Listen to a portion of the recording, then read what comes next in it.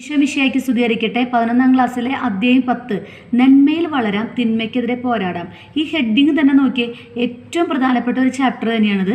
കാരണം നന്മയിൽ വളരാൻ നമ്മൾ എന്ത് ചെയ്യണം, അതുമാതിരി തിന്മയ്ക്കെതിരെ നമ്മൾ എങ്ങനെ പോരാടാം. ഇതിൽ മനോഹരമായ ചിത്രം എന്ന് പറയുന്നത് ആദ്യത്തെ ചിത്രം യാക്കോബിൻ്റെയും റാഫേലിൻ്റെയും ഓമന പുത്രനായ ജോസഫിനെയാണ് കാണിക്കുന്നത്. ചേട്ടന്മാരെല്ലാവരും കൂടി ജോസഫിനെ പൊട്ടക്കിണറ്റിലേക്ക് തള്ളിയിടുന്ന ഭാഗവും അങ്ങനെ ജോസഫ് കാരാഗ്രഹത്തിലാകുന്നു. പിന്നീട് നന്മയിൽ ഉറച്ചു നിന്നുകൊണ്ട് ഈജിപ്തിൻ്റെ ഭരണാധികാരിയാവാൻ ജോസഫിന് സാധിച്ചു. എന്നാൽ ആദ്യം തന്നെ നമുക്ക് പറയാം നന്മ എന്താണ്. നന്മ എന്ന് പറഞ്ഞു കഴിഞ്ഞാൽ മറ്റുള്ളവർക്കും തനിക്ക് തന്നെയും നല്ലതിനായി വിവേകത്തോടും നീതിയോടും മനസ്ഥൈര്യത്തോടും സംയമനത്തോടും കൂടി പ്രവർത്തിക്കുന്നതാണ് നന്മ.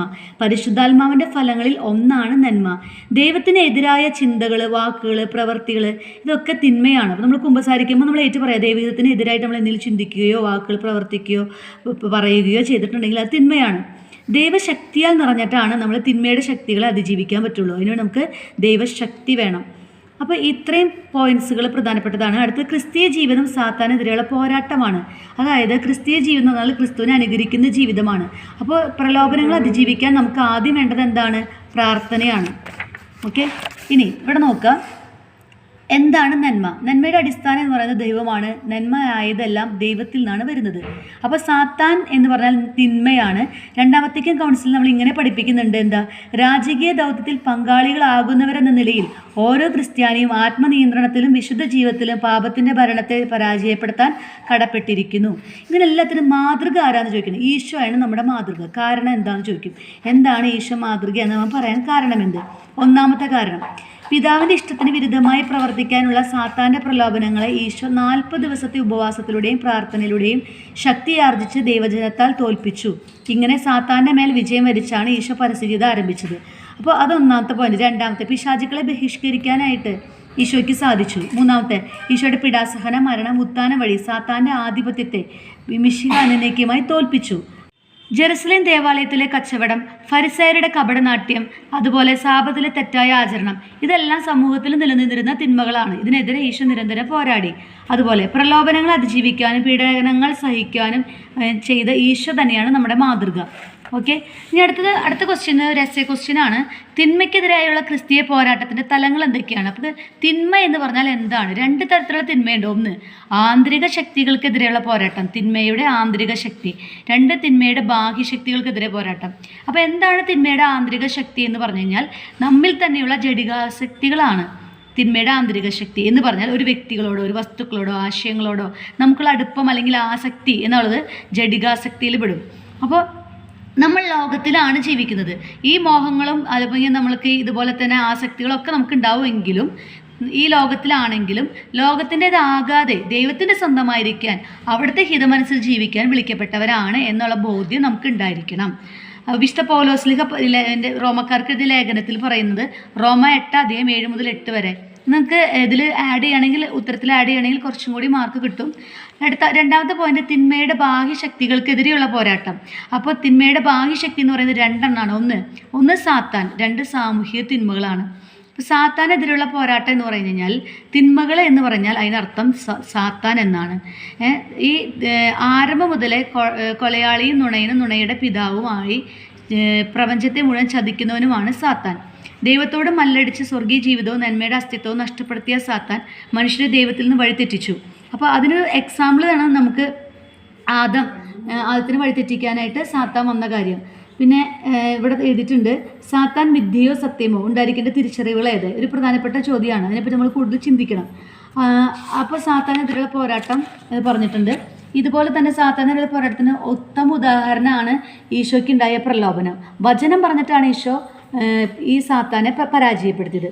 അതുപോലെ തന്നെ സാത്താൻ്റെ അസ്തിത്വം തള്ളിക്കളയുന്നവർ ധാരാളം 2 തരത്തിലുള്ള ആൾക്കാരുണ്ട്. ഒന്ന്, സാത്താൻ്റെ അസ്തിത്വം തള്ളിക്കളയുന്നവരുണ്ട്. രണ്ടാമത്തെ, ലോകത്തെ എല്ലാ പ്രശ്നവും കുറവുകളും സാത്താൻ്റെ പ്രവർത്തിയാണെന്ന് പറഞ്ഞാൽ അതിന് ഭയപ്പെട്ട് ജീവിക്കുന്നവരുണ്ട്. അപ്പോൾ 2 തരത്തിലുള്ള ആളുണ്ട്. അപ്പോൾ നമുക്ക് ഈ 2 തരത്തിലുള്ള ആൾക്കാരല്ല ആവേണ്ടത്.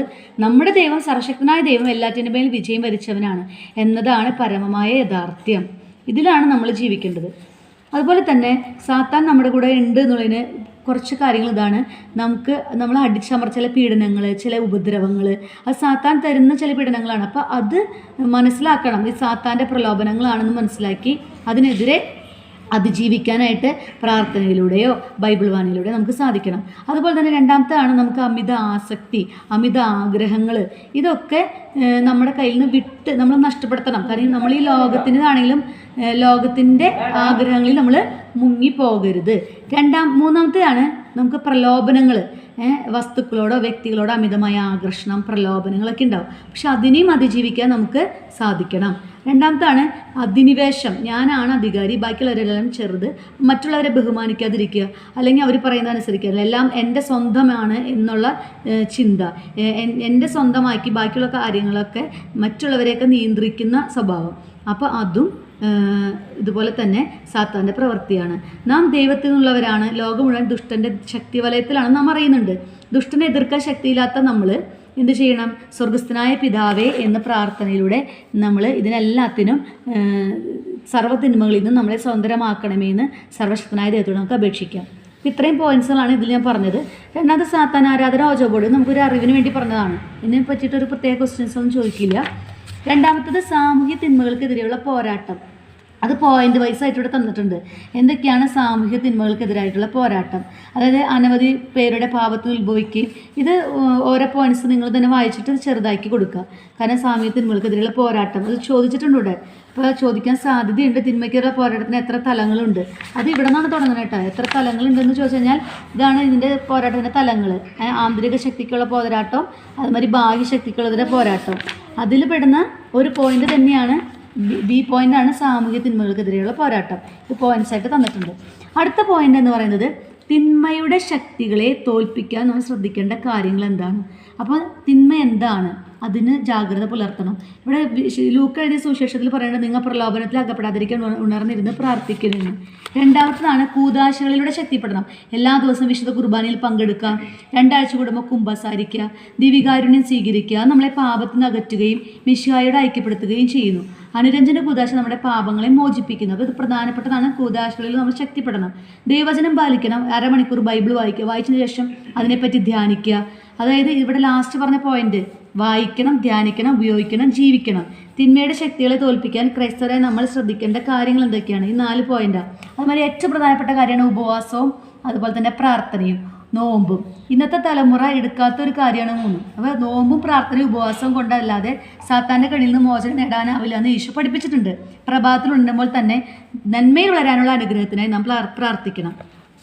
അതുമാതിരി കൂട്ടായ്മയിൽ പ്രവർത്തിക്കണം. നന്മയിൽ വളരാനുള്ള പരിശ്രമത്തിന്, തിന്മയ്ക്കെതിരായുള്ള പോരാട്ടത്തിനും ഫലപ്രാപ്തിയിലെത്താൻ കൂട്ടായ്മയിലുള്ള നിലനിൽപ്പും കൂട്ടായ പരിശ്രമവും അത്യന്താപേക്ഷിതമാണ്. ഇപ്പോൾ ഇടവകയിലെ കൂട്ടായ്മ പ്രവർത്തനത്തിൽ പങ്കെടുക്കണം. അതിനെപ്പറ്റി 2 പോയിന്റ്സ് എഴുതാം. ഇത്രയൊക്കെയാണ് നമ്മൾ 10ാമത്തെ പാഠത്തിൽ പഠിക്കുന്നത്. Thank you.